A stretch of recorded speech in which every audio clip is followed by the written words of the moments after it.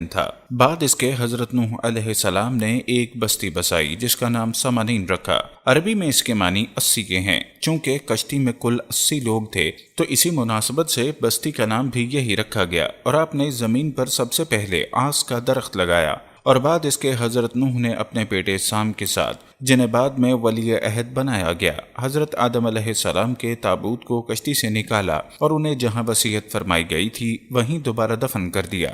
کشتی سے اترنے کے بعد اللہ نے حضرت نوح اور ان کے بیٹوں کو برکت دی اور ان کو زمین پر پھیل جانے اور اپنی نسل بڑھانے میں برکت دی، اور زمین کے باوی جانوروں اور پرندوں میں بھی برکت دی، اور انہیں حضرت نوح کے تابع رکھا۔ مزید فرمایا کہ ان جانداروں کا گوشت جنہیں تم پر حلال کیا گیا ہے کھاؤ، اور زمین سے اگنے والا اناج اور سبزیاں اور فصلیں، مگر تم گوشت کے ساتھ خون کو جو اس کی جان ہے نہ کھانا، اور کھیتی کرو اور اللہ برکت دینے والا ہے، اور زمین پر پھیل جاؤ اور آپس میں نہ لڑنا اور شیطان کی چالوں سے بچنا، بے شک وہ تمہارا کھلا دشمن ہے، اور اللہ کی پناہ مانگتے رہنا اور حکم عدولی نہ کرنا، بے شک اللہ سخت عذاب دینے والا ہے۔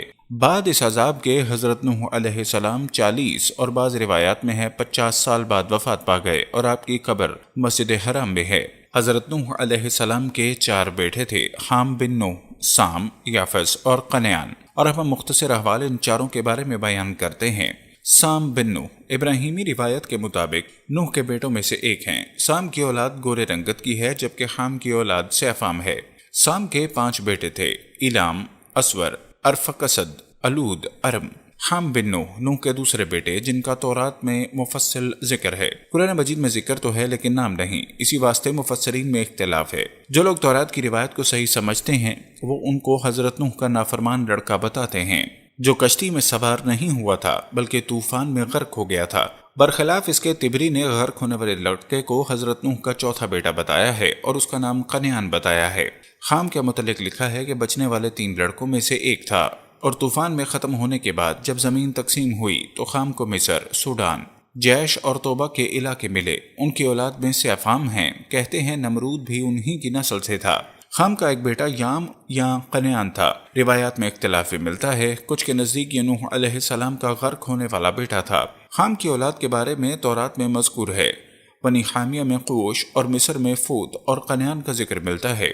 یافس بن نوح حضرت نوح علیہ السلام کا بیٹا تھا جو آپ کے ساتھ نجات پانے والوں میں سے تھا، اور ان کی نسل سے ترک، سقابلہ اور یاجوج ماجوج تھے۔ یافس کا ایک بیٹا تھا جس کا نام یوان بن صافت یا یونان بن یافس، اور اس کے نام پر یونان ملک کا نام ہوا۔ تورات میں اولاد یافس کے بارے میں پیدائش کے باب میں ان کی اولادوں کا تذکرہ ملتا ہے جن کے نام خمر اور ماجو، جاور، مادی، یاجوج ماجوج ہیں۔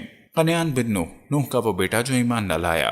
نوح کا بیٹا یام جس کا لقب قنعان تھا، اور قنعان کی والدہ واحلہ، گھر میں سے یہ دونوں علیحدہ رہے اور غرق ہوئے۔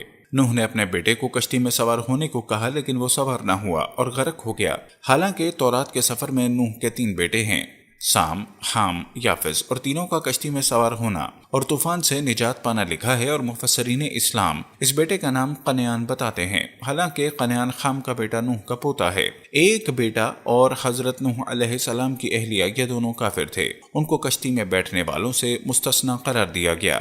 حضرت نوح علیہ السلام کی ایک بیوی اور آپ کے بیٹے یام کے بارے میں تھا جو اسی بیوی سے تھا، جبکہ آپ کے 3 بیٹے حام، سام اور یافس ایمان لا چکے تھے اور آپ کے ساتھ کشتی میں سوار ہوئے تھے۔ حضرت سام اور ان کی اولاد بعد میں اس علاقے میں آباد ہوئی، چنانچہ قوم عاد، قوم سمود اور حضرت ابراہیم علیہ السلام سب سامی نسل تھے۔ حام اور یافس دوسرے علاقوں میں جا کر آباد ہوئے اور اپنے اپنے علاقوں میں ان کی نسل بھی آگے چلی۔ ان کے علاوہ حضرت نوح کا ایک بیٹا عابر بھی تھا جو طوفان سے پہلے ہی فوت ہو گیا تھا۔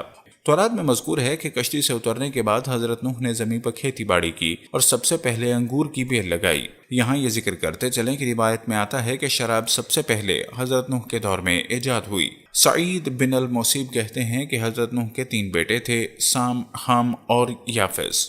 سام سے تو قوم عرب، روم اور فارس پیدا ہوئے کہ ان سب میں خیر اور فلاح ہے۔ حام سے قوم سوڈان، بربر اور قبطی پیدا ہوئے، اور یافس سے ترک، صقالیہ، یاجوج ماجوج اور منگول وغیرہ پیدا ہوئیں۔ ابن عباس کہتے ہیں کہ اللہ تعالیٰ نے حضرت موسیٰ کے پاس وحی بھیجی، اے موسیٰ تو اور تیری قوم اہل جزیرہ اور اہل اعلیٰ یعنی بالائی عراق کے باشندے سام بن نوح کی نسل سے ہیں۔ ابن عباس ہی کہتے ہیں کہ عرب، ایرانی، قبطی اور ہندوستانی بھی سام بن نوح کی اولاد ہیں۔ محمد بن صائب کہتے ہیں ہندوستانی یوفر بن یقتن بن عابر بن شالح کی اولاد ہیں۔ مورخین یہ بھی کہتے ہیں کہ قوم جرہم وغیرہ جرہم بن عاجر بن سبان بن یقتن بن عابر بن شالح ان کی اولاد ہیں۔ یہ ان راویوں کا قول ہے۔ اس کے علاوہ مورخین یہ کہتے ہیں کہ پارس یعنی فارسی ایرانی فارس بن ببرس یا یاسور بن سام بن نوح کی اولاد ہیں۔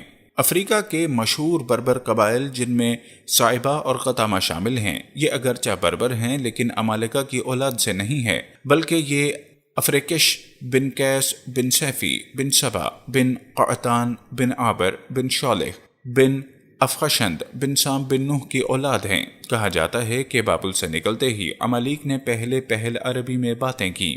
عرب العربا انہیں امالیکیوں اور بنی جراحم کو کہا جانے لگا۔ دعا ہے کہ اللہ تعالی ہمیں اپنی فرما برداری کرنے والوں میں شامل فرمائے اور ہر طرح کے عذاب سے نجات عطا فرمائے، آمین۔ السلام علیکم ورحمۃ اللہ وبرکاتہ۔